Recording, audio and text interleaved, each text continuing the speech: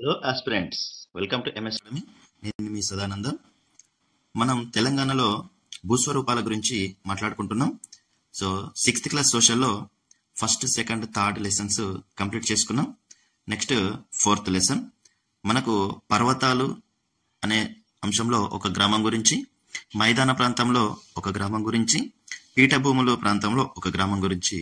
So 3 lessons అనేటివి మనకు 6th class social text book లో ఇవ్వడం జరిగింది. సో అందులో భాగంగా 4th లెసన్ డోకూర్ అనే గ్రామము. సో అది ఒక పీఠభూమిలో ఉన్న గ్రామం. సో దాని డీటెయిల్స్ ఏంటో ఒకసారి చూద్దాము ఫ్రెండ్స్.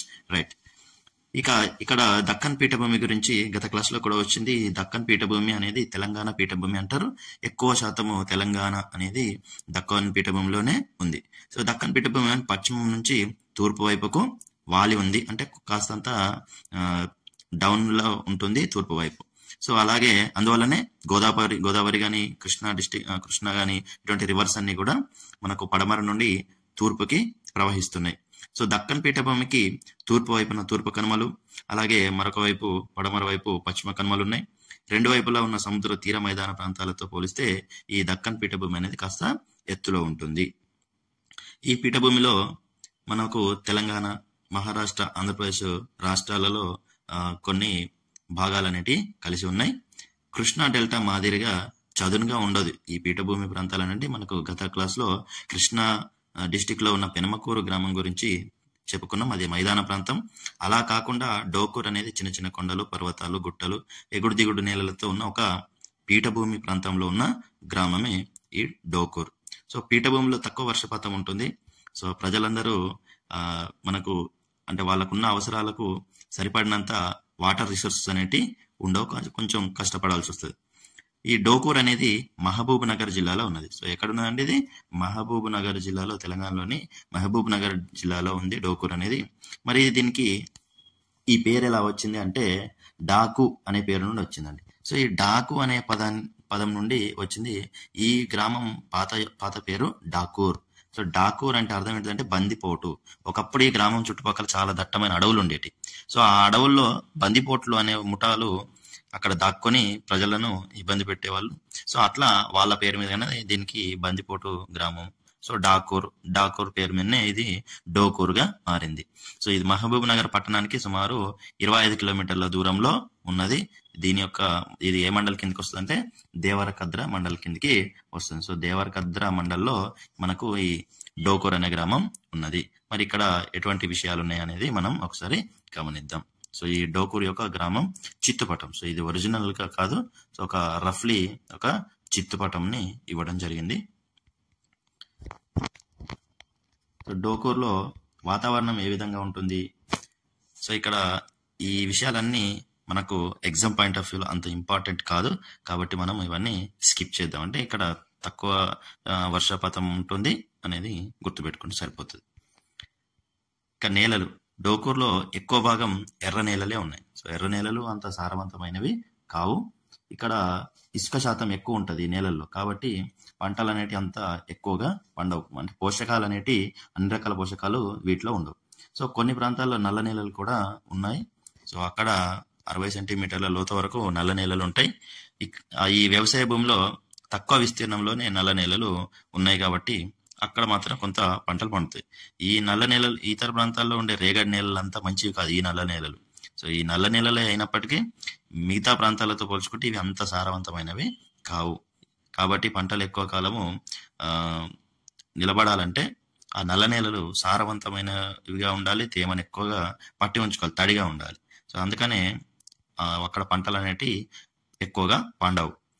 సో ఈ నల్ల నేలలు ఎలా ఉంటాయంటే తడిగా ఉన్నప్పుడు బంకగా ఉంటాయి, ఎండిపోయినప్పుడు చాలా గట్టిగా తయారవుతాయి. కాబట్టి నల్ల నేలలు చాలా ఉత్పాదకతను కలిగి ఉంటాయి. కానీ ఇక్కడ ఉన్న నల్ల నేలలు అనేటివి కొంచెం అంత మిగతా వాటితో పోలిస్తే అంత మంచి లక్షణాలు లేవన్నట్టు. మరి డోకూర్ గ్రామంలో నీటి కోసం 5 కిలోమీటర్ల దూరంలోని దేవరకద్ర చెరువులోంచి ఈ డోకూర్లో ఉన్న పెద్ద చెరువుకు నీరు వస్తుంది. సో ఇక్కడ గొలుసుకట్టు చెరువుల నిర్మాణం అనేది ఉన్నది. చూడండి, డోకూర్ అనే గ్రామంలో ఉన్న పెద్ద చెరువుకు దేవరకద్రలో ఉన్న చెరువు నుండి వాటర్ వస్తాయి. సో దేవరకద్ర చెరువు నుండి డోకూర్ చెరువుకి కెనాల్ లాంటిది అంటే సప్లై అనేది ఉంది. సో మళ్ళీ డోకూర్లో చెరువు నిండితే అది చాకలి కోయి కుంటకెళ్తాయి.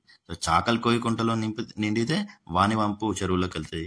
వానివంపు చెరువు నిండితే అవి బడివంపు చెరువులోకి వెళ్తాయి. సో ఒక చెరువు నుండి మరొక చెరువుకు ఇలా కనెక్షన్స్ ఉంటాయి. కాబట్టి దీన్ని గొలుసు కట్టు చెరువులు అని అంటారు. వర్షాకాలం అయిపోయిన తర్వాత వాన నీటిని ఉపయోగించుకోవడానికి ఈ విధంగా చెరువులను రూపొందించడం జరిగింది. చెరువుల వల్ల భూగర్భ జలాలు కూడా మంచిగా వృద్ధి చెందుతాయి. సో ఇక్కడ బావులు, బోరు బావుల ద్వారా చాలా మంది ఉపయోగించుకుంటున్నారు. ఒక చెరువు అందుబాటులో లేని వాళ్ళందరూ బోరు బావులు వేసి నీటిని పొందుతున్నారు. సో బోరు బావులు వేయడం చాలా ఖర్చుతో కూడుకున్న పని. ఇక్కడ అక్టోబర్, జనవరి నెలల్లో రబీ పంటపై బోరు బావులను ఆధారంగా చేసుకొని రబీ పంట వేస్తున్నారు. వరి, వేరుశనగ లాంటివి పండిస్తారు. ఇక తరిగిపోతున్న భూగర్భ జలమట్టాలు అనేది ఇచ్చిండు ఇక్కడ. సో భూగర్భ జలాలు పెరగాలంటే వర్షం పడిన నీరు అనేది కొంతవరకు నిల్వ ఉండాలి. సో అప్పుడే భూమి లోపల భూగర్భంలోకి ఇంకుతుంది. కాబట్టి భూగర్భ జలాలు ఎక్కువ పెరగాలంటే చెరువులలో నీళ్లు ఉండాలి. లేదా అక్కడక్కడ మనకు ఇంకుడు గుంతలు అవి ఇవన్నీ తవ్విచ్చారు కదా గవర్నమెంట్ వాళ్ళు. సో అవన్నీ కూడా అందుకే. సో నీరు అనేది కిందికి భూమిలోకి పూర్తిగా ఇంకితేనే భూగర్భ జలాలు పెరుగుతాయి. మనకు తక్కువ లోతులోనే మనం బోరేసినప్పుడు వాటర్ అనేవి పడతాయి. సో పండ్ల తోటలు, డోకూరులో కొంతమంది రైతులు చీనీ తోటలు అంటే చూడండి, బత్తాయి, మోసంబి లాంటి వాటిని చీనీ తోటలు అని అంటారు. సో వీటిని పండిస్తున్నారు. వేరుశనగకి అనువైన నేలల్లో వీటిని కూడా పండించవచ్చు. ఈ పండ్ల చెట్లతో రబీ కాలంలో అంతర పంట కూడా వేరుశనగ వేస్తున్నారు. తుంపర సేద్యం అంటే డ్రిప్ వాటర్ తెలుసు, డ్రిప్ ఇరిగేషన్ సిస్టమ్. సో అది కూడా వీళ్ళు అవలంబిస్తున్నారు. బిందు సేద్యం అంటారు కదా. డోకూరులో భూమి మరి వినియోగం అనేది సుస్థిరమైందేనా? భూగర్భ జలాలను ఎప్పుడు పెరుగుతూ ఉండాలి. ఈ పచ్చిక బీళ్ళు, సాగు భూమి మధ్యలో సమతుల్యం అనేది ఉండాలి. భూసారాన్ని ఎప్పటి కాపాడుకుంటూ ఉండాలి. ఇది జరిగితేనే అది భూమి అనేది సుస్థిరంగా ఉంటుంది. ఎక్కువ కాలం మనకు పంటల్ని ఇస్తాయి. ఇతర జీవనోపాధుల కోసం గోవా, మహారాష్ట్ర వంటి ప్లేస్లకు అందరూ వలస వెళ్తున్నారు. అలాగే కొంతమంది పాడి పరిశ్రమ అంటే పశువులను పెంచడం, సహకార సంఘాలకు పాలను అమ్మడం, వెన్న తీయడం అట్లాంటి రకరకాల పనులను చేస్తున్నారు. డోకూరులో ఉన్న చాలా మంది గొర్రెలను కూడా పెంచుతున్నారు. భిన్నమైన వ్యవసాయ విధానం. ఈ ప్రాంతంలో నేలలు అంత సారవంతమైనవి కావు. ఎందుకంటే మైదాన ప్రాంతంలోని బాగా సారవంతమైన నేలలు ఉంటాయి. వర్షపాతం తక్కువ ఉంటుంది కాబట్టి వేరుశెనగ అంటే తక్కువ నీరు అవసరమయ్యే పంటల్ని సాగు చేస్తారు. రసాయనిక ఎరువులు వాడతారు. బోరు బావులపైన ఆధారపడాల్సి వస్తుంది. ఇక ఖరీదైన పురుగు మందులు కూడా వాడాల్సి వస్తుంది. ఈ పద్ధతుల వల్ల ఈ పద్ధతులన్నీ మారాలని కొంతమంది రైతులు ఇప్పుడు ఆలోచిస్తున్నారు. కాంటూర్ కట్టలు వేయడం, సేంద్రియ ఎరువులు వాడడం, వాణిజ్య పంటలను వేరుశనగను ఏక పంటగా సాగు చేయడం కాకుండా అంతర పంటలు కూడా వేసుకోవడం, పాత చెరువులను పునరుద్ధరించడం, కాలువలను బాగు చేసుకోవడం, ఇటువంటి వేప కషాయం, సేంద్రియ ఎరువులు లాంటివి ఉపయోగించడం వల్ల కొంతవరకు ఖర్చులు తగ్గుతాయి. అలాగే పండిన పంటల వల్ల ఆహారం తినడం వల్ల ఆరోగ్యం కూడా బాగుంటుంది సేంద్రియ పద్ధతుల ద్వారా. ఈ విధంగా ఇప్పుడు ఆలోచిస్తున్నారు. 20 మంది దాకా ప్రభుత్వ ఉద్యోగాలు, వివిధ రకాల ఉద్యోగాలు చేసే వాళ్ళు కూడా ఈ గ్రామంలో ఉన్నారు. సో ఇదంతా మనకు అవసరం లేదు. ఒక్కసారి అట్లా జస్ట్ చూసుకుంటా వెళ్తే సరిపోతుంది. సో డోకూర్ అనే దేవరకద్ర మండలంలో ఉన్నది. మహబూబ్ నగర్ జిల్లా, మహబూబ్ నగర్కి 25 కిలోమీటర్ల దూరంలో ఉంది. ఇది పీఠభూమిలో ఉన్న ఒక గ్రామము. సో డోకూర్కి వెళ్ళాలంటే రవాణా సదుపాయాల గురించి ఒక చిన్న క్లిప్ ఇచ్చిండు. So next Penugolu. So Penugolu అనేది కొండలలో ఉన్న ఒక గ్రామం. సో మైదాన ప్రాంతంలో పెనమకూరు అయిపోయింది, అది కృష్ణా డిస్టిక్ లో ఉన్నది. అలాగే పీఠభూమి ప్రాంతంలో ఉన్న డోకూరు గ్రామం గురించి చర్చించుకుందాం. అది మహబూబ్ నగర్ డిస్టిక్ లో ఉంది. ఇక పెనుగోలు, సో ఇది ఒక కొండలలో ఉన్న గ్రామం. దక్కన్ పీఠభూమిలో తెలంగాణ పీఠభూమి అనేది ఒక భాగము. ఈ పీఠభూమి ఒక మూలన తూర్పు కనుమలు ఉన్నాయి. తెలంగాణలోని కొండలు పశ్చిమ కనుమల్లోనివి. సో ఇది ఇంపార్టెంట్, గుర్తుపెట్టుకోండి. తెలంగాణలో ఉన్న కొండలు దేనికి సంబంధించినవి అంటే పశ్చిమ కనుమల్లోని. అయితే తూర్పు కనుమలు జయశంకర్ జిల్లాకు తూర్పు సరిహద్దుగా ఉన్నాయి. తూర్పు కనుమలు కూడా జయశంకర్ జిల్లాకు తూర్పు సరిహద్దుగా ఉన్నాయి అన్నట్టు. సో ఈ కొండలు అనేటి ఛత్తీస్గఢ్, ఆంధ్రప్రదేశ్, ఒడిశా రాష్ట్రాలలో విస్తరించి ఉన్నాయి. సో ఈ విధంగా కొండలు అనేటి ఛత్తీస్గఢ్, ఆంధ్రప్రదేశ్, ఒడిశా రాష్ట్రాలలో విస్తరించి ఉన్నాయి. ఏవి? తూర్పు కనుమలు. అంటే మనకు జయశంకర్ జిల్లా పక్క నుండి తూర్పు కనుమలు స్టార్ట్ అయితే మనకు తూర్పు సరిహద్దుగా ఉన్నాయి అన్నట్టు. సో అవి అట్లా పైకి అంటే ఛత్తీస్గఢ్, ఆ తర్వాత పక్కన ఉన్న ఆంధ్రప్రదేశ్, ఆ పైన ఒడిశా రాష్ట్రాల వరకు కూడా విస్తరించి ఉన్నాయి. కొండల్లో అధిక శాతం సవర, కొండదొర, గదబ, గోండు, మన్నెదొర, ముఖదొర, కోయ ఇటువంటి రకరకాల గిరిజనులు నివసిస్తున్నారు. సో ఈ పెనుగోలు గ్రామం చూడండి, పెనుగోలు గ్రామానికి సరిహద్దులు ఏ విధంగా ఉన్నాయనేది. సో ఇక్కడ పెనుగోలు గ్రామం ఎక్కడ ఉందండి ఈ పట్టంలో? సో ఇక్కడ ఉంది. సో పెనుగోలు అనేది ఇక్కడ ఉన్నది. సో ఇది మొత్తము జయశంకర్ భూపాలపల్లి జిల్లా. సో ఈ జయశంకర్ భూపాలపల్లి జిల్లాకు తూర్పు సరిహద్దుగా, అంటే ఇక్కడ ఇట్లా ఇట్లా ఇట్లా ఇలా ఇది ఛత్తీస్గఢ్ కదా. సో ఈ ఛత్తీస్గఢ్ ప్రాంతంలో తూర్పు కనుమలు అనేటివి ఉన్నది. ఛత్తీస్గఢ్, ఆంధ్రప్రదేశ్, ఒడిశా వరకు. ఈ మన తెలంగాణలో ఉన్న కొండలు మాత్రం అన్ని దేనికి సంబంధించినవి అండి? పశ్చిమ కనుమలకు సంబంధించినవి. ఓకేనా? అలాగే ఈ పెనుగోలు గ్రామానికి నైసర్గికంగా ఏది ఎక్కడుందో చూద్దాం. సో పెనుగోలు గ్రామంలో పై పట్టంలో చూడొచ్చు మనము. ఈ పెనుగోలు గ్రామం అనేది వాజేడు మండలంలో ఉన్నది, గోదావరి నది తీరంలో. సో మండలం ఏంటిదండి? వాజేడు మండలం. జిల్లా ఏంటిదండి? జయశంకర్ భూపాలపల్లి జిల్లా. సో మనం 3 పాఠాలలో ఒకటి క్వశ్చన్ అడిగినప్పుడు దేంతో జత చేయాలనేది అర్థం చేసుకొని గుర్తుపెట్టుకోండి. ఎందుకంటే మైదాన ప్రాంతం అని ఇచ్చి దానికి పెనుగోలు, పెనమకూరు, డోకూరు ఈ విధంగా ఇవ్వచ్చు. సో మైదాన ప్రాంతంది పెనమకూరు. ఓకేనా? ఒకవేళ డిస్టిక్ జత చేయమంటే కృష్ణా డిస్టిక్. నెక్స్ట్ ఈ పీఠభూమి ప్రాంతం. సో పీఠభూమిని దేనికి జత చేయాలి? డోకూరు.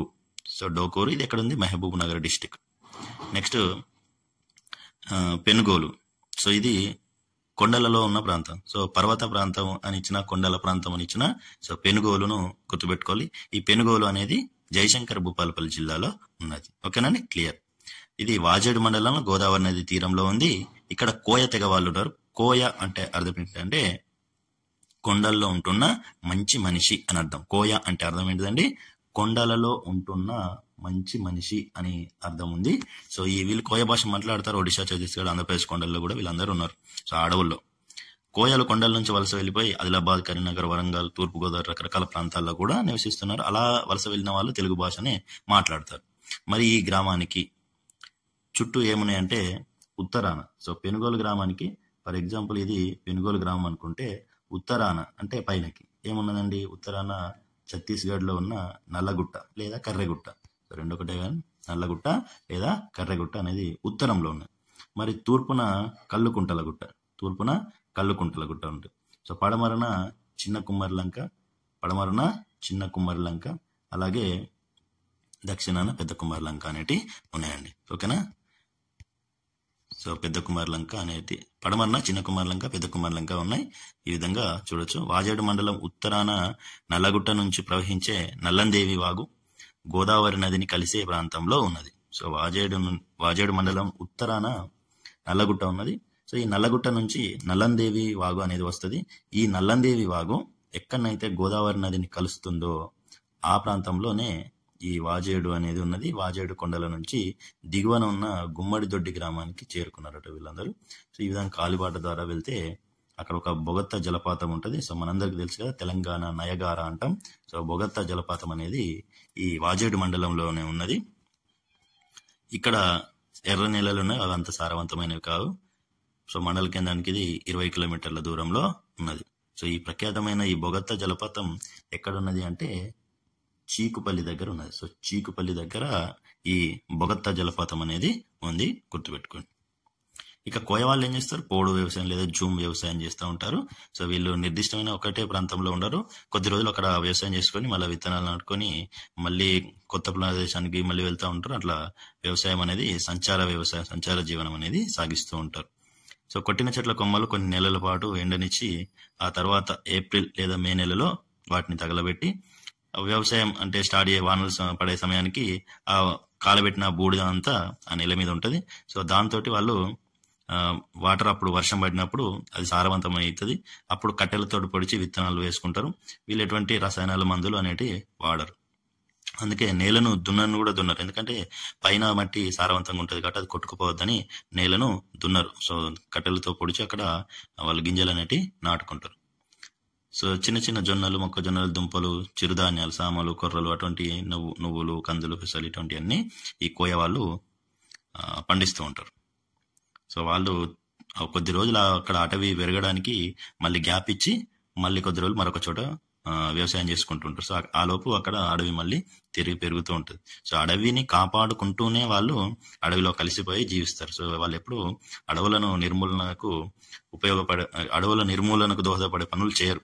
అంటే వ్యవసాయం చేసుకున్నా కూడా మళ్ళీ అక్కడ అడవిని పెంచుకోవడానికే వాళ్ళు జాగ్రత్తలు తీసుకుంటారు. సో కలప కాకుండా వాళ్ళు చాలా రకాల మూలికలు కానీ, తేనె కానీ, ఆహారకు సంబంధించినవన్నీ కూడా దుంపలు, పండ్లు అటువంటివన్నీ సేకరిస్తారు. సో వాళ్ళకు మూలికలకు సంబంధించిన జ్ఞానంతో వాళ్ళకు జబ్బులు వచ్చినప్పుడు చికిత్సలు అనేటివి చేసుకుంటారు. ఇక లేత వెదురు చిగుళ్ళని కరికొమ్ములు అంటారు. వీటిని వెదురు చెట్ల నుండి, వెదురు పొదల నుంచి సేకరిస్తారు. సో ఇది చాలా రుచికరమైన కూర అన్నట్టు. సో వీళ్ళందరికీ ముఖ్యమైన ఆహారం. సో అలాగే వేసవిలో తాటికల్లు వీరి యొక్క ఆహారంగా తీసుకుంటారు. ఇప్ప గింజలను సంతలలో అమ్ముతూ ఉంటారు. సో ఇట్లా వాళ్ళకు అడవిలో దొరికే వస్తువులన్నింటినీ వాళ్ళు ఉపయోగించుకుంటారు. ఇక కొండల నుంచి ప్రవహించే శబరి లేదా గోదావరి నదులు కలిసే ఎన్నో వాగులు ఉన్నాయి. సో గోదావరిలో ఇలా రాళ్ళు ఉండటం వల్ల కొండల్లో బావులు తవ్వడం చాలా కష్టం. రకరకాల ఉంటాయి, అంటే బండల ప్రాంతం ఉంటాయి కొండలలో, కాబట్టి అక్కడ బావులు తవ్వలేరు. ఊటలు ఉంటాయి, నీటి ఊటలు ఉంటాయి. సో చూడండి, ఇక్కడ నీటి ఊటల ప్రాంతం నుంచి వాళ్ళు వాటర్ని తీసుకెళ్తూ ఉంటారు. సో వెదురుతోటి బుట్టలు అల్లటం, కోళ్ళ గంపలు వంటివి అల్లి సంతల్లో అమ్ముకుంటారు. అలాగే వెదురును కొట్టించి మిల్లులకు సరఫరా ఏజెంట్లు, అంటే కాగిత పరిశ్రమ వాళ్ళు కూడా వీళ్ళను వెదురును సేకరించమని చెప్పి వాళ్ళకు కొంత డబ్బులు కూడా ఇస్తున్నారు అన్నట్టు. సో కొంత పని ఉపాధి అనేది దొరుకుతున్నది. ఎందుకంటే వాళ్ళకు అడవిలో ఎక్కడ ఏ చెట్టు ఉంటుందని వాళ్ళకి తెలుసు, కాబట్టి ఆ ఏజెంట్లు అంటే వీళ్ళని అప్రోచ్ అయ్యి వీళ్ళ ద్వారా వెదురును సేకరించి తీసుకెళ్తున్నారు. సో పెనుగోలు అనేది గుట్టల పైన ఉంటాయి ఇక్కడ ఇల్లులు. సో జస్ట్ ఒక 32 ఇల్లులు మాత్రమే ఉన్నాయి కుటుంబాలు. వీళ్ళకు గ్రామ దేవతలు కూడా ఉంటారు. చింత చెట్టు కింద ముత్యాలమ్మ రాతి విగ్రహం ఉన్నది. చింత చెట్టు కింద ముత్యాలమ్మ రాతి విగ్రహం ఉన్నది. అలాగే ఎల్లనంపదం అంటే భూమి పూజ, ఎల్లనంపదం అంటే భూమి పూజ. అలాగే కొడతల పండుగ అంటే పెద్దల పండుగ అంటారు.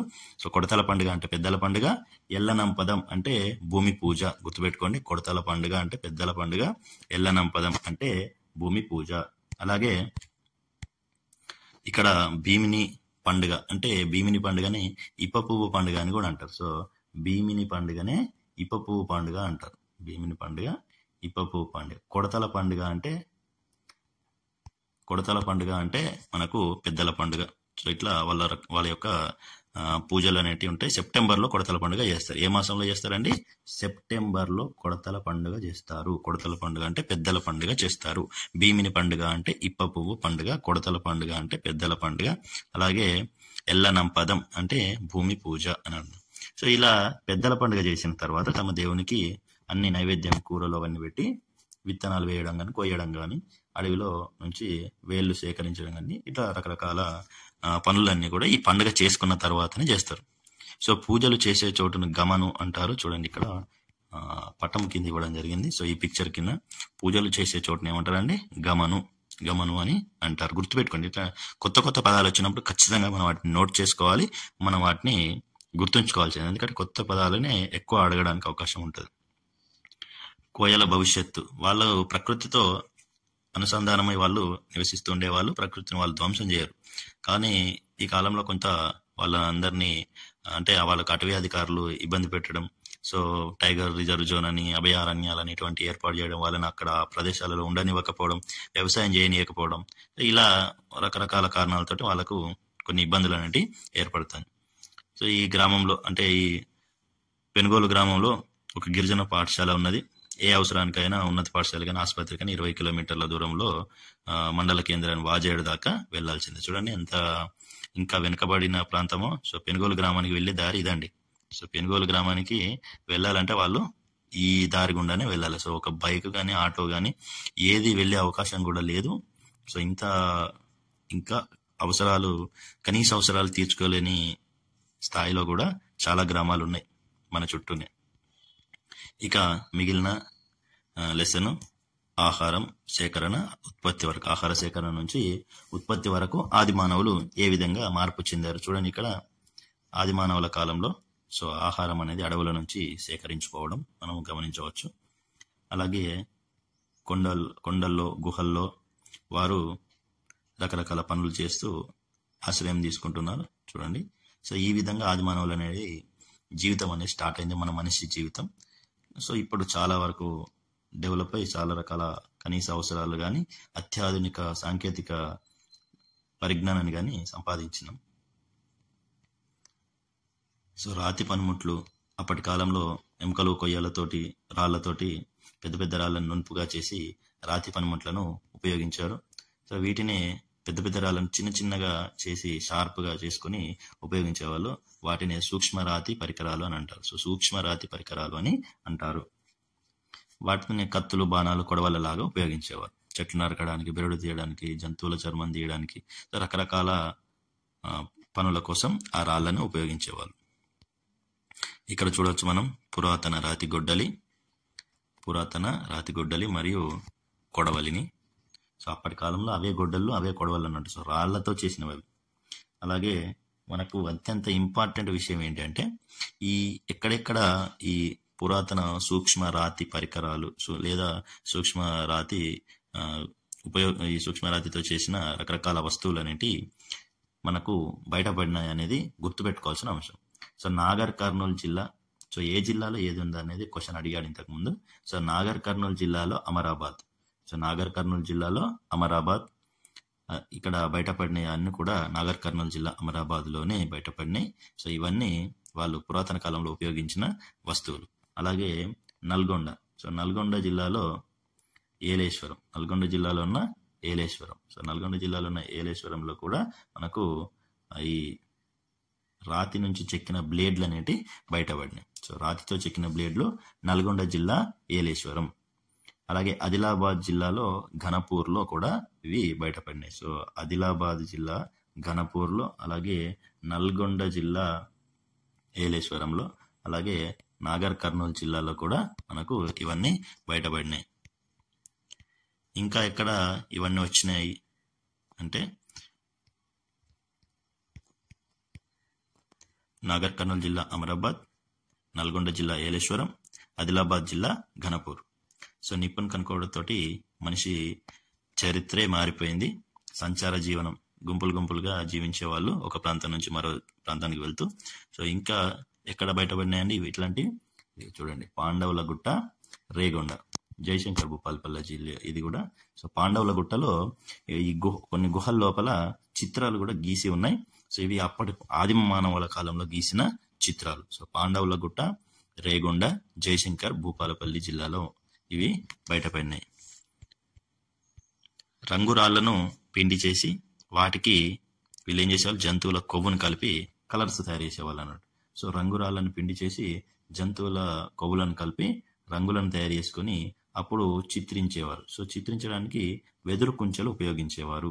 సో ఈ విధంగా ఆదిమ మానవులందరూ కూడా గుహలలో చిత్రాలను గీశారు. ఇది పాండవుల గుట్ట అనేది ఎక్కడ ఉన్నదంటే జయశంకర్ భూపాలపల్లి జిల్లాలో ఉన్నది. సో పాండవుల గుట్ట చూశారు కదా మీరు. తెలంగాణకు ఒక విశిష్ట గుర్తింపుని తెచ్చింది ఇది. అంటే అప్పటి కాలం నుంచే తెలంగాణలో ఆదిమ మానవుల జీవనం అనేది సాగింది అని తెలవడానికి ఒక ఆధారంగా ఇది నిలబడింది. సో కాకతీయులు లేదా పద్మనాయక రాజుల కాలం వరకు కూడా ఈ చిత్రకళకు ఒక ప్రత్యేకత అనేది ఉండేది.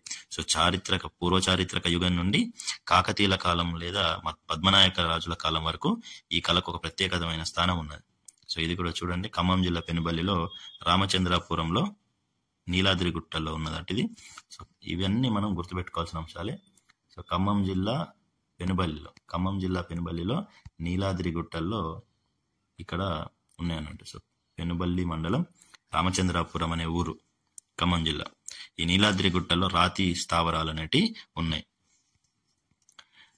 ఇక్కడ తెలంగాణలో తొలి రాతి యుగానికి చెందిన పూర్వ చారిత్రక కాలం నాటి మానవులు ఈ ప్రాంతంలో నివసించారు అనడానికి వాళ్ళు వాడిన పనిముట్లు అనేటి దొరికినాయి. సో జయశంకర్ జిల్లాలోని జయశంకర్ జిల్లాలోని ఎక్కాల, నాగర్ కర్నూలు జిల్లాలో మనం ఇంతకుముందు చెప్పుకున్నట్టు అమరాబాద్, అలాగే నల్గొండ జిల్లాలోని ఏలేశ్వరం, పెద్దపల్లి జిల్లాలోని రామగుండం, ఆదిలాబాద్ జిల్లాలోని ఉట్నూరు, నిజామాబాద్ జిల్లాలోని ఆర్మూరు, సంగారెడ్డి జిల్లాలోని మంజీరాలోయ, భద్రాద్రి జిల్లాలోని చర్ల.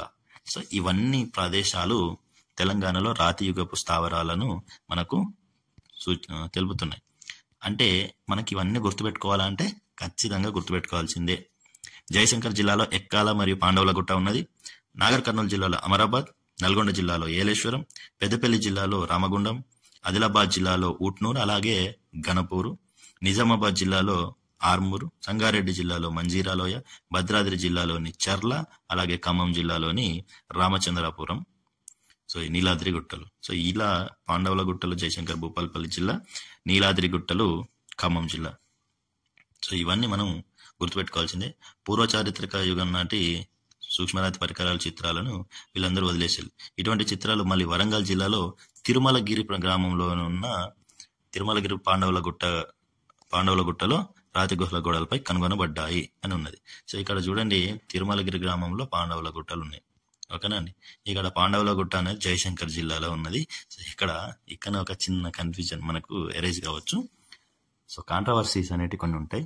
సో ఇంతకుముందు ఒక కాంట్రవర్సీ క్వశ్చన్ చెప్పాను 6th క్లాస్లో. సో 5th ఈవీఎస్లోనేమో మనకు ఫిఫ్త్ క్లాస్ ఈవీఎస్లో మనకేమని ఉంటుంది, గోదావరి నది ఎప్పుడు తెలంగాణలోకి ప్రవేశిస్తుంది, ఎక్కడ ప్రవేశిస్తుంది అని అంటే మనకేమని ఉంటుంది, నిజామాబాద్ జిల్లా కందకుర్తి అని ఉంటుంది. సో నిజామాబాద్ జిల్లా కందకుర్తి, సో కందకుర్తి అని ఉంటుంది.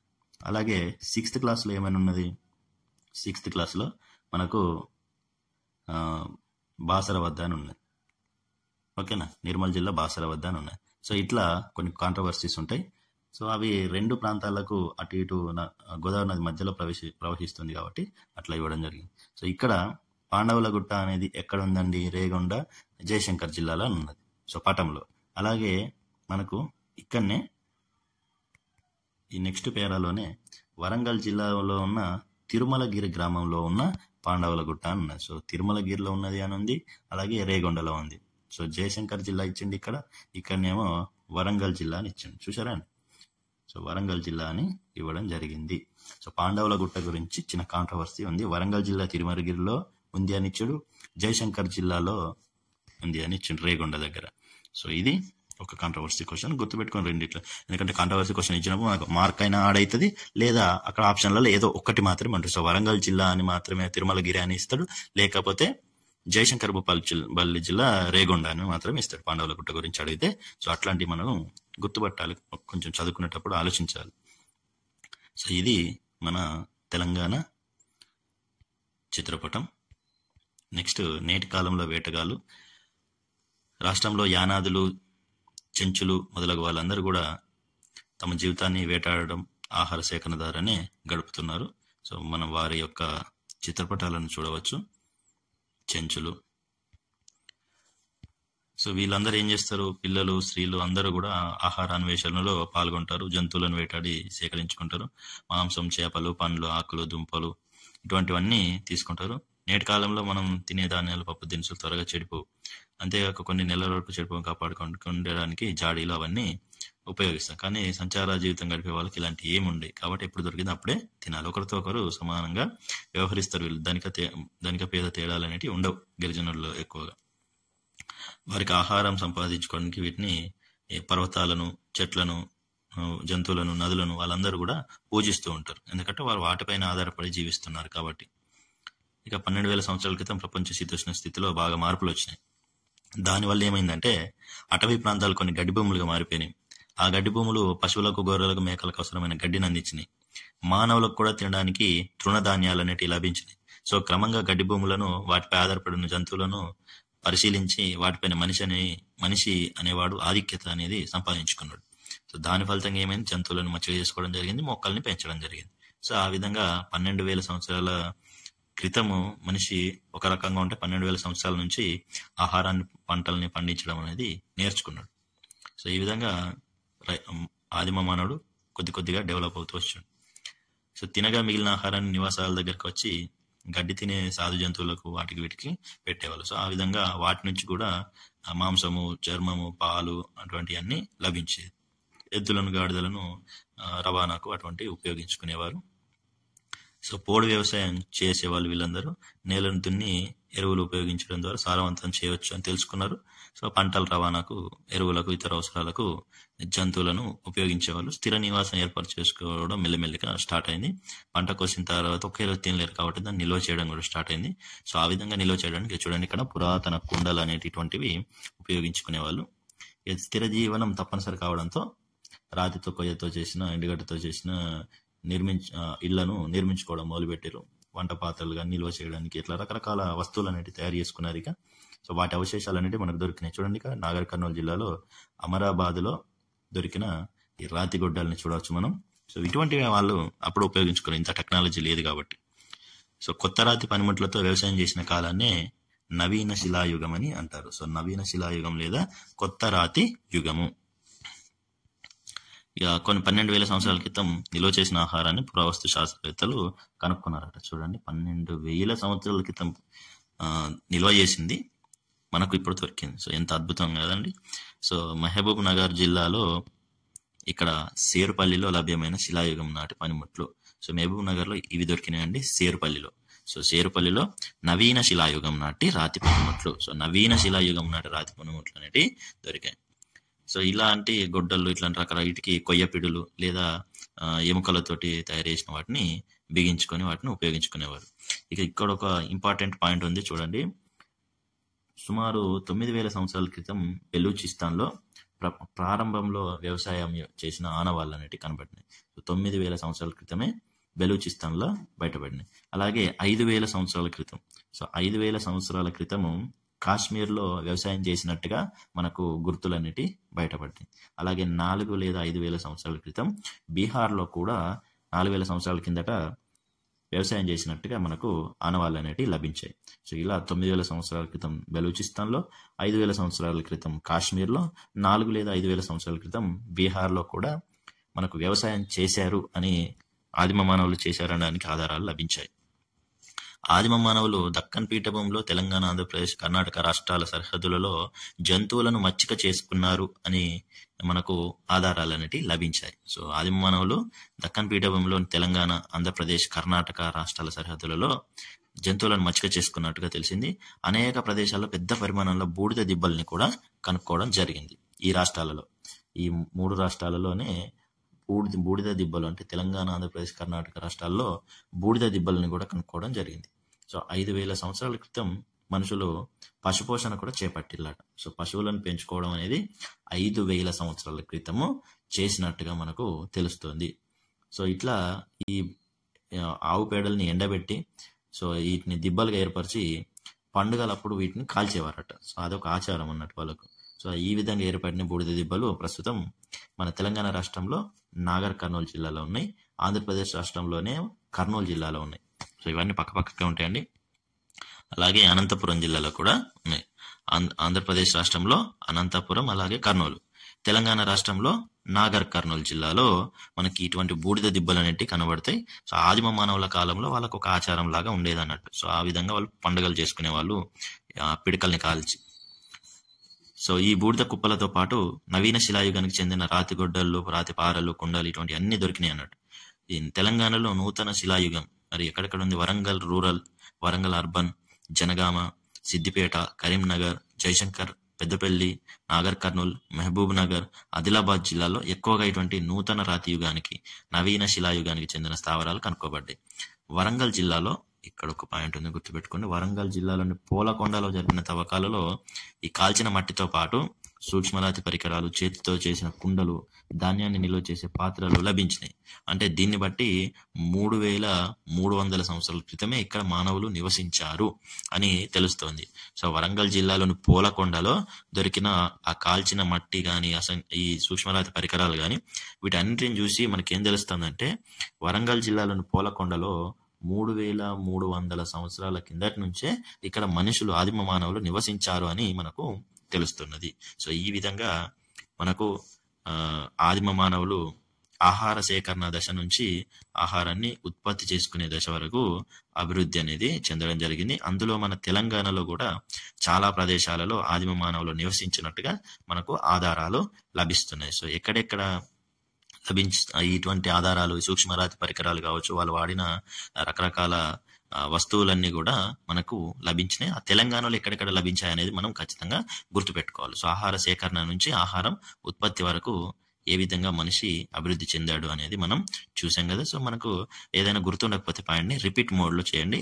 ఎవ్వరు కూడా స్కిప్ చేయకుండానే చూడండి. ఎందుకంటే ఒక్క పాయింట్ మిస్ అయినా, ఒక్క బిట్ మిస్ అయినా కూడా మీకు మీ జీవితం తలకిందులైపోతుంది. ఎందుకంటే ఒక్క మార్కు తోటి జాబ్ కోల్పోయిన వాళ్ళ బాధ ఎలా ఉంటుందో నాకు తెలుసు. కాబట్టి మీరు ఎట్టి పరిస్థితుల్లో స్కిప్ చేయకుండా వీడియోని పూర్తిగా చివరి వరకు చూడండి. సో ఇప్పుడు నేటి వ్యవసాయం అనేది ఉంది ఇక్కడ. ఈ నేటి వ్యవసాయం అనే లెసన్లో అంతగా ఇంపార్టెంట్ విషయాలు ఏమీ లేవు. ఒక వ్యవసాయం ఏ విధంగా చేస్తారు అనేది మాత్రమే ఇక్కడ ఇవ్వడం జరిగింది. సో తెలంగాణలో ఎక్కువ శాతం చిన్న రైతులే ఉన్నారు. అలాగే ఒప్పంద వ్యవసాయం అంటే కొన్ని కంపెనీలు ఉంటాయి, వాళ్ళే అన్ని సప్లై చేస్తారు, విత్తనాలు, మందులు. అలాగే వాళ్ళు చెప్పిన ధరకే మళ్ళీ కొనుక్కొని వెళ్తారు. సో ఇటువంటి ఒప్పంద వ్యవసాయం ఉంటుంది. తర్వాత అంతర పంటలు వేస్తూ ఉంటారు. పెద్ద రైతులకే కొంచెం లాభాలు అనేవి ఎక్కువ ఉంటాయి, చిన్న రైతులు నష్టపోతూ ఉంటారు. సో తెలంగాణలో వ్యవసాయంలో చాలా రకాల మార్పులు వచ్చినాయి. వాణిజ్య పంటలు అంటే ఇక్కడ ఒక్క పాయింట్ ఉంది, గుర్తుపెట్టుకుందాం. సో వాణిజ్య పంటలు అంటే పత్తి, చెరుకు, వేరుశనగ, పసుపు, మిరప, ఇవి వాణిజ్య పంటలు. ఆహార పంటలు అంటే రాగులు, జొన్నలు, మొక్కజొన్నలు, వరి, అటువంటి వాటి స్థానంలో వాణిజ్య పంటలు పండించడం కూడా పెరిగింది అన్నట్టు. సో రైతులు చెరువుల కాలువల మీద ఎక్కువ ఆధారపడతారు. తెలంగాణలో ఎక్కువ మంది రైతులు దేని మీద ఆధారపడుతున్నారంటే బోర్బావులు. సో బోర్బావులు అంటే ఏంటిదండి, బోర్స్ తెలుసు కానీ మనకు. సో బోర్ మోటార్ ద్వారానే ఎక్కువ పండిస్తారు. ఎందుకంటే మన దగ్గర చెరువులను అభివృద్ధి చేయలేదు ఎక్కువ. అంటే అప్పటి కాలంలో ఉన్న చెరువులన్నీ కూడా పూడికతోటి పోయినాయి. కాలువల ద్వారా అంటే ప్రాజెక్టుల కింద కాలువలు అటువంటి మన దగ్గర తక్కువ. ఏపీలో వాళ్ళు కాలువల మీద ఎక్కువ ఆధారపడతారు కాబట్టి వాళ్ళకు ఖర్చు అనేది తక్కువ అన్నట్టు. సో ఇవన్నీ అంటే చిన్న చిన్న రైతులు వడ్డీలకు, వ్యాపారుల దగ్గర వాళ్ళు తీసుకొచ్చి మళ్ళీ తక్కువ ధరగా వాళ్ళకి అమ్మేస్తే మనకు లాభాలు అనేవి తక్కువ ఉంటాయి. సో చిన్న రైతులు అనే వాళ్ళు వ్యవసాయ కూలీలు ఎక్కువగా శ్రమ దోపిడీకి గురవుతారు. ఇంకా వ్యవసాయ ఉత్పత్తులను అమ్ముకోవడం. సో ఈ లెసన్లో కూడా మనకు అంత ఉపయోగపడే పాయింట్స్ అనేవి ఏం లేవు. సో ఇది ఇక్కడ సంతల్లో ఏ విధంగా అమ్ముతారు, సో ఇటువంటివన్నీ ఇవ్వడం జరిగింది. ఒక కేసు స్టడీ లాంటి లెసన్ ఇది. సో అక్కడ ఏమేం చేస్తారు అనేది ఉంటుంది. సో సంతల్లో 3/4 అంతే, 4లో 3 స్త్రీలే ఉంటారు. ఓకేనండి. నెక్స్ట్ తెలంగాణలో రైతు బజార్లు. సో రైతు బజార్లలో వ్యవసాయ ఉత్పత్తులను వాళ్ళు అమ్ముకుంటూ ఉంటారు. సో టోకు వర్తకులకు వీళ్ళు అమ్ముతారు. సో రైతులు తీసుకుపోయి టోకు వర్తకులు అమ్ముతారు. చిన్న వర్తకులు వాటిని కొనుగోలు చేస్తారు. సో చిల్లర వర్తకులు ఉంటారు, టోకు వర్తకులు ఉంటారు. సో ఉత్పత్తిదారులు నేరుగా తమ వస్తువులను వినియోగదారులకు అమ్మే మార్కెట్లు చాలా తక్కువ ఉంటాయి. సో అటువంటి వాటిని రైతు బజార్లు అంటారు. సో వ్యవసాయ ఉత్పత్తులను మామూలుగా అయితే టోకు వర్తకులకు అమ్మితే వాళ్ళు చిల్లర వర్తకులకు అమ్ముతారు. సో ఆ చిల్లర వర్తకులు వినియోగదారులకు అమ్ముతారు. కానీ డైరెక్ట్ గా పండించిన వాళ్ళే తీసుకెళ్లి వినియోగదారులకు అమ్మితే దాన్ని రైతు బజార్లు అని అంటారు. సో ఇక్కడ టోకు అంటే కొంతమంది తెలియకపోవచ్చు, ఏం లేదండి, హోల్సేల్. సో టోకు వర్తకులు అంటే పెద్ద మొత్తంలో కొని అమ్మే వాళ్ళను టోకు వర్తకులు, హోల్సేల్ దుకాణాలు అంటాం కదా, సో అవి.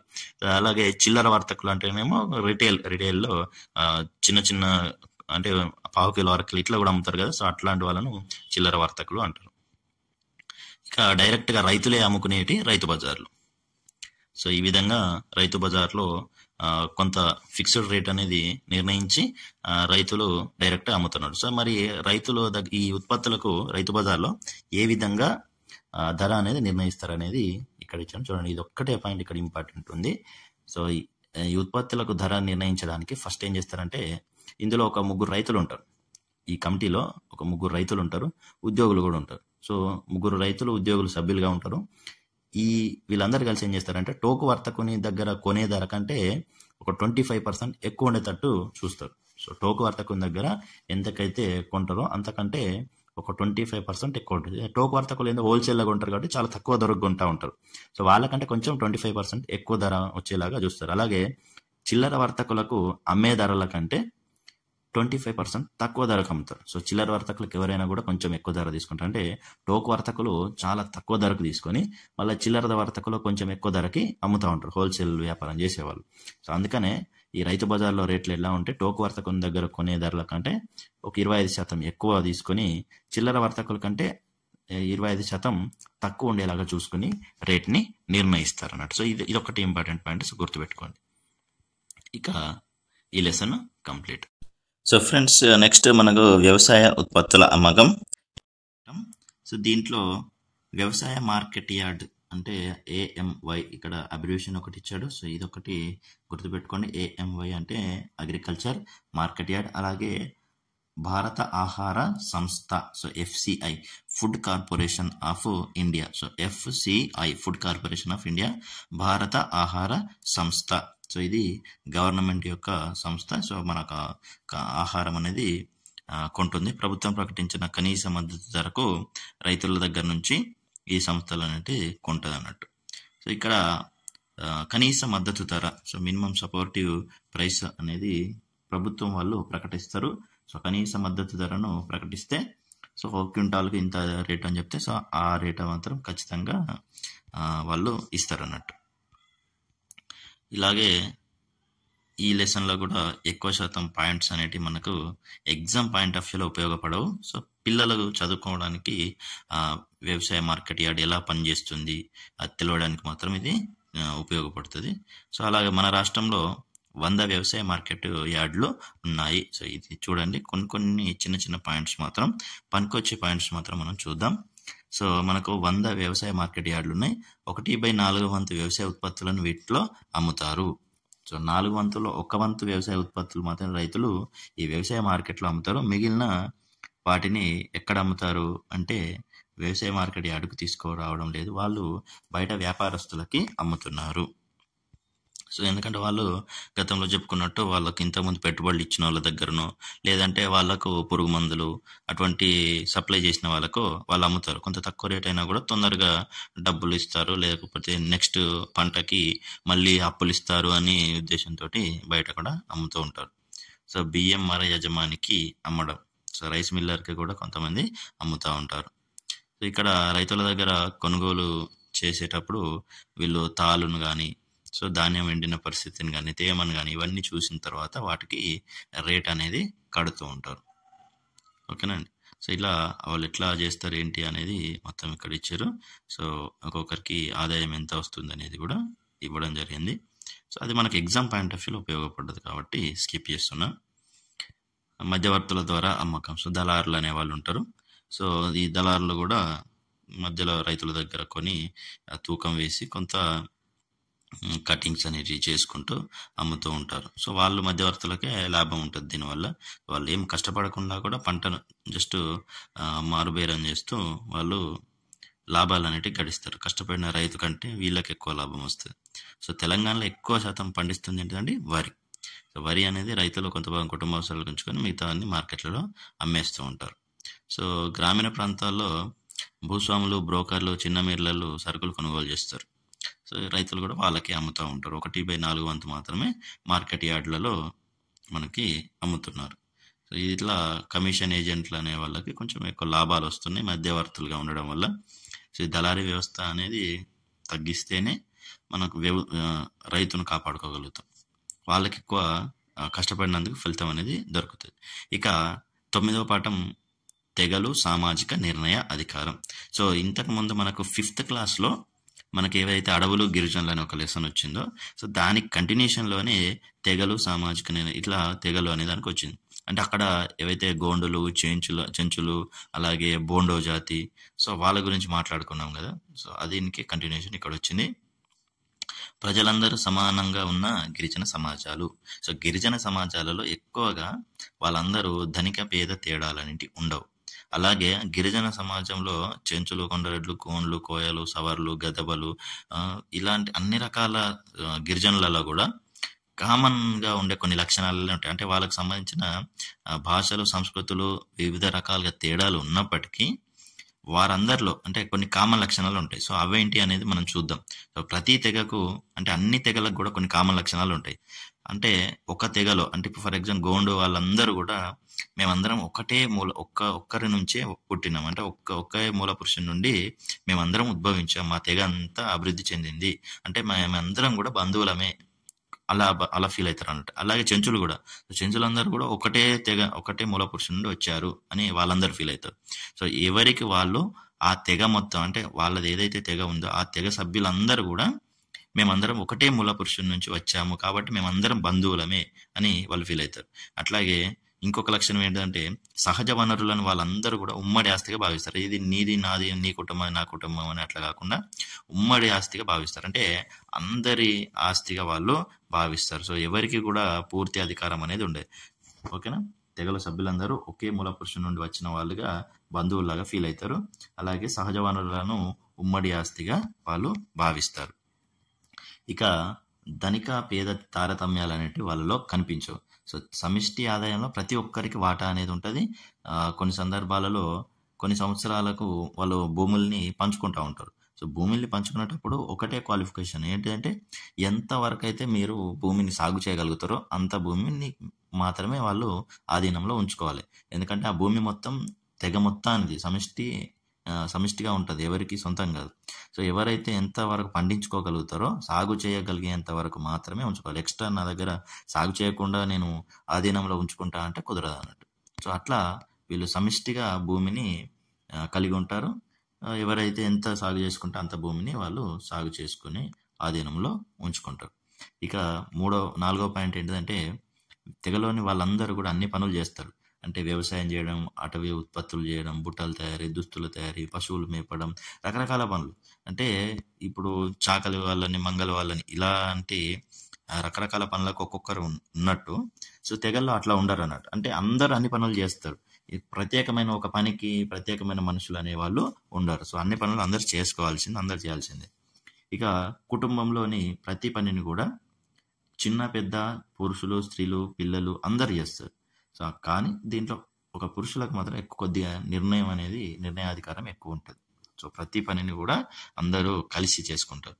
ఇక 6వ పాయింట్, అడవి దేవతలను తమ మూల పురుషులను సామూహిక ఉత్సవాలు, పండుగలు చేయడానికి, ఇటువంటి ఆచారాలకు, విశ్వాసాలకు, పాటలకు, నృత్యాలు వీటన్నిటికీ కూడా వీళ్ళ సమాజంలో ప్రాధాన్యత ఎక్కువ ఉంటుంది.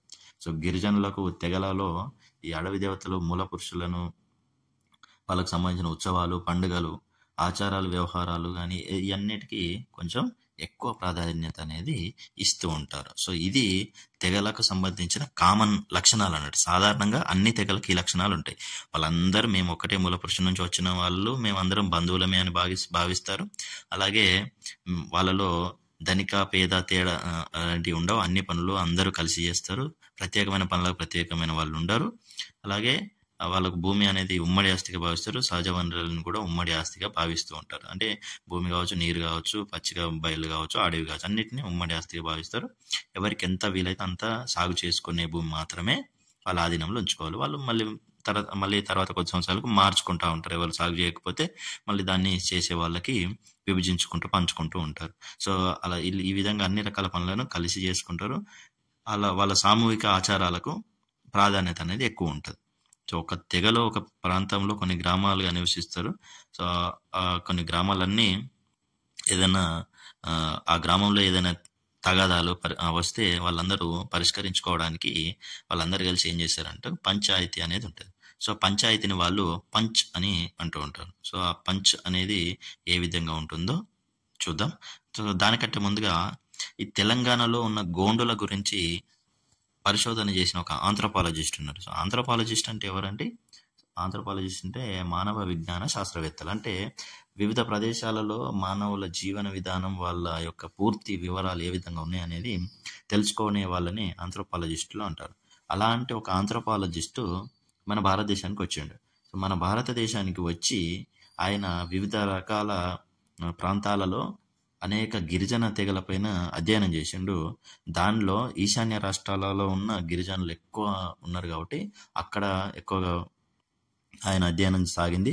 అలాగే తెలంగాణలో ఉన్న గోండులతో కూడా కలిసి ఆయన చాలా రోజులు ఉండి ఇక్కడ వాళ్ళ జీవన స్థితిగతుల గురించి పూర్తి అధ్యయనం చేసి పుస్తకాలు రాసినారంట. ఈయన 1940లో తెలంగాణకు వచ్చిండు. 1940లో తెలంగాణకు వచ్చి చెంచులు, కొండరెడ్లు, గోండుల గురించి పుస్తకాలు అనేటివి రాసిండు. వాళ్ళ లక్షణాలన్నింటినీ తెలుసుకోవడానికి మనకు ఆయన రాసిన పుస్తకాలు చాలా బాగా ఉపయోగపడతాయి అన్నట్టు. సో ప్యూరర్ హైమన్ డార్ఫ్ అనే అతన్ని మనం చూడవచ్చు. సో గోండులతో కూడా కలిసి ఆయన ఇక్కడ ఉన్నారు చూడండి. సో ఆయన వల్ల మనకు వాళ్ళ కష్టాలు, బాధలన్నీ కూడా ప్రపంచానికి తెలిసింది. అలాగే వాళ్ళ యొక్క స్పెషాలిటీస్, సంస్కృతులు కూడా అందరికీ తెలిసినాయి. గోండుల యొక్క పంచ్. సో గోండుల యొక్క పంచ్ అంటే పంచాయతీ అనేది గ్రామ పెద్ద అధికారిగా ఉంటాడు. గ్రామ పెద్దనే పట్ల అని అంటారు. సో పంచ్ అంటే పంచాయతీ, పట్ల అంటే గ్రామ పెద్ద, ఆ గ్రామానికి పెద్ద. మరి గ్రామ పెద్దకు అధికారం ఎలా వస్తుందంటే మండలి నుండి పొందుతాడు. సో మండలిలో పురుషుడు యజమానిగా ఉంటాడు. మామూలుగా స్త్రీలకు దీనిలో ప్రవేశాలు ఉండవు.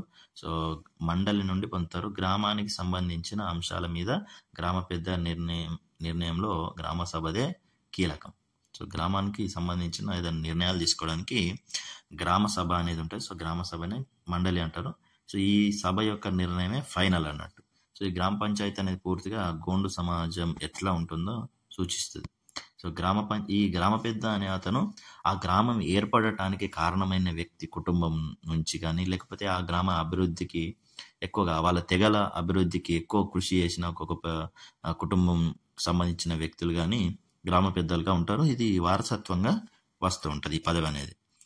ఒకవేళ వాళ్ళు ఎవరైనా తప్పు చేస్తే వాళ్ళని తీసేసి ఎవరైనా మంచి వాళ్ళను వీళ్ళు నియమించుకుంటారు గ్రామ పెద్దగా. సో పంచాయతీ అనేది ఎప్పటికీ జరగదు, అంటే సమావేశాలు అనేవి ఎప్పటికీ జరగవు. వాళ్ళకి అవసరం ఉన్నప్పుడు మాత్రమే పెట్టుకుంటారు. సో మగవాళ్ళందరూ హాజరవుతారు, మిగతా వాళ్ళందరూ చూస్తారు. పిల్లలు కానీ, యువకులు, మహిళలు వీళ్ళందరూ చూస్తారు. ఎక్కువగా పెద్ద వయసు ఉన్న వాళ్ళందరూ మగవాళ్ళు దీంట్లో చూస్తారు. ఏదైనా సమస్య ఉంటే మాత్రం ఆడవాళ్ళు చెప్పుకునే అవకాశం ఉంటుంది. ఓకే. సో ప్రధాన పండుగల తేదీలు, వివాహం, విడాకులు, తగాదాలు పరిష్కరించడం ఇట్లాంటి అన్ని కూడా పంచాయతీ చేస్తుంది. దోషిగా తేలిన వాళ్ళకు జరిమానా కానీ, లేదంటే వాళ్ళతో ఎవరు మాట్లాడవద్దు కానీ, సో గ్రామాన్ని వదిలి వెళ్ళిపోమని, సో ఇట్లా రకరకాల పనిష్మెంట్స్ అనేవి ఇస్తూ ఉంటారు.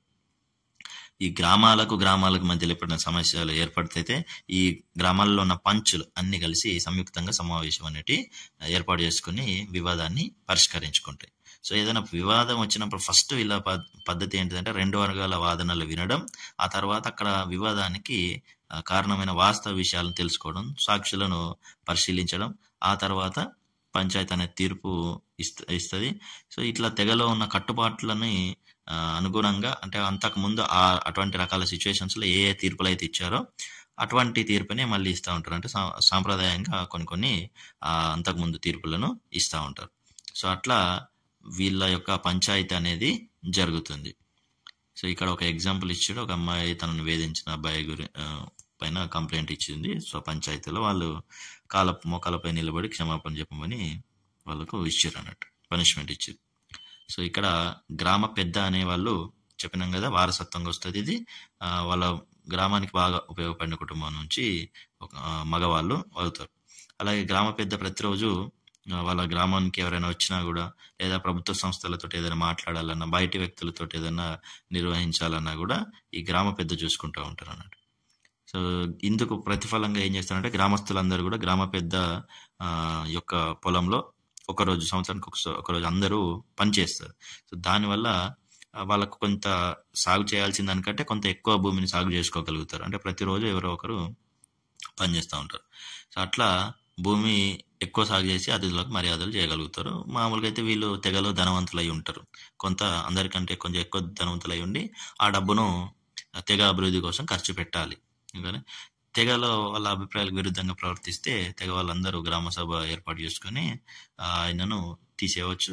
లేదా కొంతమంది కుటుంబాలకు తెగ పెద్ద యొక్క నిర్ణయాలు నచ్చకపోతే ఆ గ్రామాన్ని వదిలిపెట్టి కొత్త ప్రాంతంలో వాళ్ళు నివాసం ఏర్పాటు చేసుకోవడానికి వీలుంటుంది. సో సమాజంలో వ్యవహారాలలో ప్రతి కుటుంబం సమర్థవంతంగా పాల్పంచుకుంటుంది. ఒక్కొక్కసారి గిరిజన సమాజంలో గ్రామ పెద్ద కంటే కూడా సమాజానికి ఎక్కువ వాల్యూ అనేది ఉంటుంది. సో అంటే ఎక్కువ మంది ఏది కోరుకుంటే అదే దానికి విలువ ఉంటుంది. సో తెగలో అందరికంటే ఈయన ధనవంతుడు ఉండి తెగ అభివృద్ధి కృషి చేసేవాడు. కానీ తెలుగు వారు కానీ, చుట్టుపక్కల మరాఠీ వాళ్ళు కానీ ఈ ప్రాంతాల్లోకి వలస వచ్చి స్థిరపడడం, పంచాయతీరాజ్ వ్యవస్థ ఏర్పడి పంచాయతీలు గ్రామ పంచాయతీలుగా మారడం, ప్రతి గూడెంలో గ్రామాలు సర్పంచులను ఎన్నుకోవడం అనేది ఎప్పుడైతే స్టార్ట్ అయిందో 1940-1950ల నుంచి ఈ గోండుల వ్యవస్థలో మార్పులు వచ్చినాయి. సో అప్పటి నుంచి వివాదాలకు పోలీస్ స్టేషన్లకు, కోర్టులకు వెళ్తున్నారు ప్రజలు. స్థానిక ఎన్నికల్లో సర్పంచులను ఎన్నుకుంటున్నారు. దీనివల్ల గ్రామ పెద్ద అనే అతను తన స్థానాన్ని కోల్పోయాడు. అంటే ఇప్పుడు అందరికీ సర్పంచులు వీళ్ళే ఉంటున్నారు కాబట్టి గ్రామ పెద్దను తన స్థానాన్ని కోల్పోయాడు. అంత గౌరవం అనేది ఇప్పుడు లేదు. సో ఇది మన 9th లెసన్. మిగతా లెసన్స్ తదుపరి పార్ట్లో చెప్పుకుందాం. మీకు కనుక మన క్లాసెస్ నచ్చినట్టయితే ఖచ్చితంగా మీకు నచ్చితేనే మీ ఫ్రెండ్స్కి షేర్ చేయండి.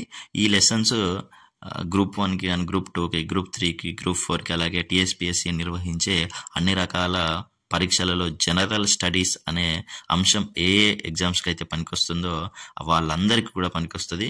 అలాగే కానిస్టేబుల్ కానీ ఎస్ఐ కానీ ఇటువంటి ఎగ్జామ్స్ అన్నిటికి కూడా ఈ క్లాసెస్ అనేటివి ఉపయోగపడతాయి. ఎస్పెషల్లీ టెట్ డిఎస్సి వాళ్ళకి ప్రత్యేకంగా వీళ్ళకి ప్రతి పాయింట్ అనేది అడుగుతారు కాబట్టి ఖచ్చితంగా ఈ క్లాసెస్ అనేది చాలా ఉపయోగపడతాయండి. సో ఇటువంటి మరిన్ని క్లాసెస్ కోసం మీరందరూ చేయాల్సింది కేవలం సబ్స్క్రైబ్ చేసుకోండి. సో పోయేది ఉందండి, ఫ్రీగానే ఉచితంగానే కాబట్టి మీరందరూ మన ఛానల్ని సబ్స్క్రైబ్ చేసుకొని మరిన్ని అప్డేట్స్ పొందండి. All the best. జై హింద్.